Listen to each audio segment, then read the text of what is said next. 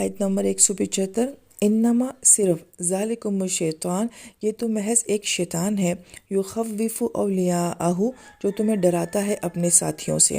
اس کا تو ایک ترجمہ یہی کیا گیا ہے کہ شیطان تمہیں اپنے ساتھیوں سے ڈراتا ہے۔ دوسرا معنی یہ بھی بیان کیا جاتا ہے کہ شیطان صرف اپنے ساتھیوں کو ہی ڈراتا ہے۔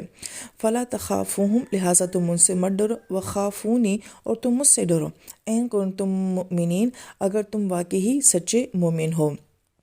اس آیت مبارکہ کا موضوع بہت اہم ہے کہ اللہ تعالیٰ نے ہمارے اندر ایک خصلت رکھی ہوئی ہے خوف کی، اور وہ ہماری بقا کے لیے ہے کہ آگ کا خوف، خطرے کا خوف، مشکل کا خوف، تاکہ انسان اس خوف کے ذریعے اپنے آپ کو نقصان سے بچا سکے۔ لیکن شیطان اس کو مس یوز کرتا ہے، تو وہ خوف جو کہ ہماری بقا کے لیے تھا وہ اس کو ہماری فنا کے لیے استعمال کرتا ہے، لہٰذا وہ انسان کو بہت سارے خوفوں میں مبتلا کر دیتا ہے۔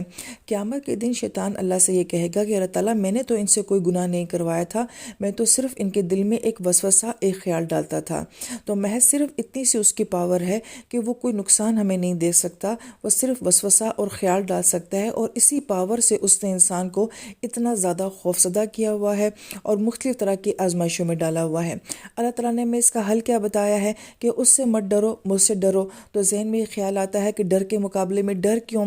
تو بڑی اہم بات یہ ہے کہ شیطان جن چیزوں سے ڈراتا ہے وہ انسان کو وہ خوف کمزور کر دیتے ہیں، لیکن جو اللہ تعالیٰ کی ذات کا خوف ہوتا ہے وہ انسان کو مضبوط بنا دیتا ہے۔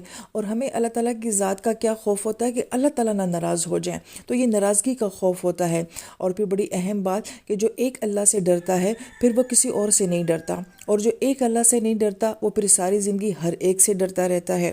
اور آیت مبارکہ کے آخر میں جو فرمایا کہ اگر تم مومن صادق ہو تو پھر تمہیں یہ خوف نہیں آئیں گے، اس کا مطلب ہے کہ ہم جو بہت سارے خوفوں میں مبتلا ہوتے ہیں اس کی وجہ یہ ہے کہ ہمارا ایمان کمزور ہوتا ہے، کیونکہ جو اصل مومن ہوتا ہے وہ بہادر ہوتا ہے، وہ دلیر ہوتا ہے، وہ ڈرنے والا نہیں ہوتا ہے۔ تو گویا کہ ایمان کی کمزوری سے یہ خوف اور وساوس جو ہیں وہ ہمارے اوپر حاوی ہو جاتے ہیں۔